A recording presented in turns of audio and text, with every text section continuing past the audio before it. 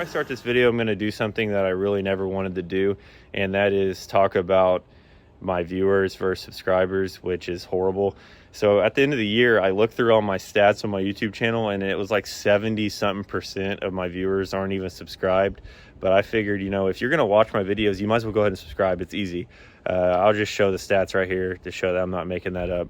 I really don't want to have to put this in my videos and talk about that. I just found it interesting. So we'll get on with the video now. YouTube. So today I'm making a video that a lot of you guys actually requested. And that helps me a lot because I usually don't know what to make videos about. They're kind of becoming repetitive, you know, it's just E46 this, E46 that. But you guys want to know how much did it cost to build the E46 Coupe, the blue car.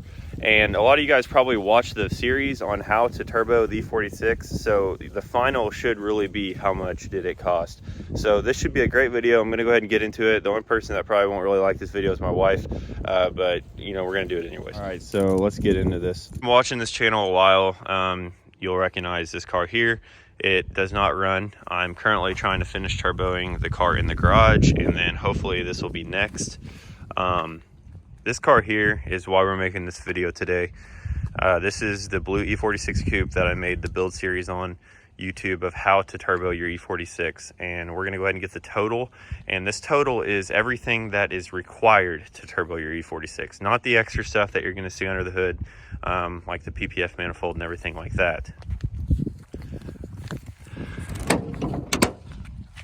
Oh, I love E46s. I will pretend that I didn't just break my second hood latch this month on an E46. I guess they're just getting old and brittle, or I just don't know what I'm doing. So yeah, it's probably that. We'll start on the hot side over here. Now, a lot of this kit you're not going to see. It's all bottom mount. Keeps air conditioning though. It's kind of like OEM Plus, you know, if that was a thing for turbo kits on these cars. We'll start with the small turbo manifold. It looks a little rough. This car has a good amount of miles in it, and I actually drove it in the snow, which wasn't a great idea because it got a lot of salt on it. So the turbo manifold is a bottom mount spall Vroom B Racing tuning, and it's $450 uncoated. I just have like a high temp spray paint on it, and you can see that didn't hold up well, but it is a lot better than if I didn't do that. For the turbo, it is a Pulsar turbo. The size is actually a 3576 .63 AR. It was $600. Pulsar turbos are awesome because they're a lot cheaper than, you know, $3,000 turbos, and they're a lot better than $100 turbos and a lot better than CX Racing turbos. They will be good to you. And the turbo engine mount, you can kind of see it right there. It hoops over the inlet of the turbo to allow for your intake. That turbo mount is $170 from B Racing Tuning. And then if you look down there, I'm going to show a picture because you can't see it from up here. The Precision 40mm wastegate was $300. The turbo cooling, so like your oil feed and drain and all the cooling from the lower radiator hose here, you can see. You can't really see any of the rest unless you can see it from down below. I'll show some pictures. $100, that's all that costs. Like right here is the Rally Road oil feed, and then it has the drain, and it has the oil feed banjo down there, which you can't really see. That you can get that from B Racing. All that together, $100. And while we're still looking under the car again, the 90 aluminum to go over the subframe and the 90 stainless to hold the wastegate. We'll also add in the exhaust downpipe, like for the Vibrant flex pipe, and all the stainless. That was $200 total. If we come up here to intercooler piping, that's one thing that doesn't really relate to you guys because my intercooler piping is not how you guys are going to do it. This was done for the PPF intake. We're gonna price this based on if this was a stock intake. So for the 2.5-inch intake piping or turbo piping, it is $100, and then for the 3-inch over here on the cold side, it was another $100. So $200 total, and that also includes this intake pipe that came with the kit. And if we go to our intercooler, don't get me started on that. You can look at those welds on there. That is not from me. This is a $100 eBay intercooler. The only reason I'm still using it is because I couldn't get a hold of the company and return it, and I just had to cut my loss, and I'm using it. It works, but don't buy that. For the mass airflow sensor, you can see it down there. That would usually be like over here next to the tower. That's an HPX MAF. That's $260. and then the injectors and fuel pump will go to the fuel system here. So these injectors are just 100-pound Bosch injectors. They were $500, and I got a DW 300 fuel pump, which was $170. And then to make this car run, the most important part is your tune, and that is a stock MS43 ECU. The tune was done by Jules at B Racing, so $450 for the tune. And then I have a miscellaneous price on here of $100 just to cover gaskets, clamps, and fittings. So our total price is $3,600, and that is really good. If you're freaking out about that, don't turbo your E46. Some people usually spend like $5,000 and up.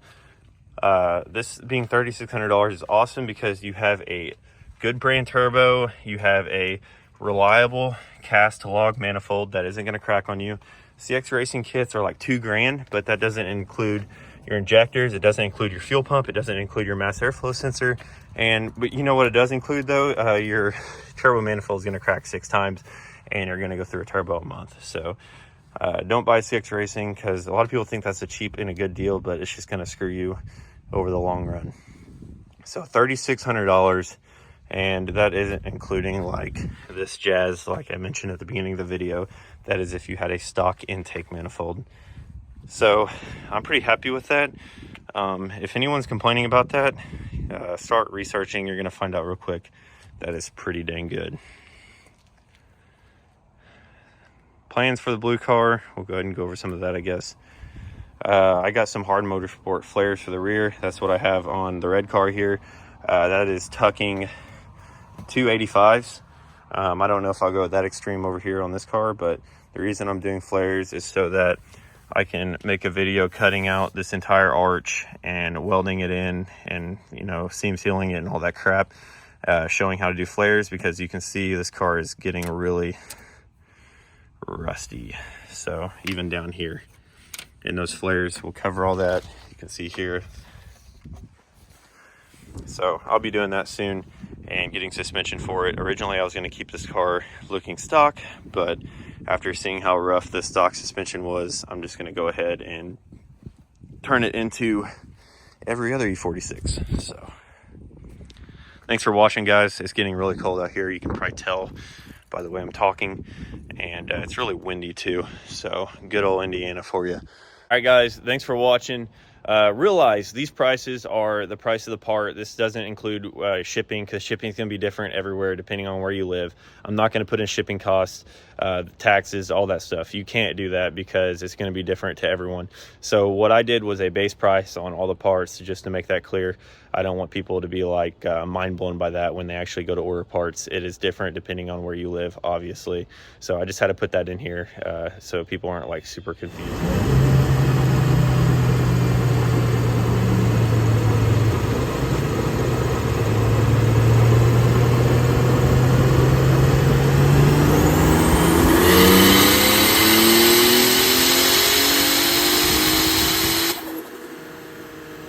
So CX manifolds are pretty trash. Actually, the whole CX Racing turbo kit is straight trash. Figured I'd flex here with my clean oil pan straight off, because you don't see that on E46s. All right, and I'm taking off my CX manifold currently to show you guys how nice CX manifolds are.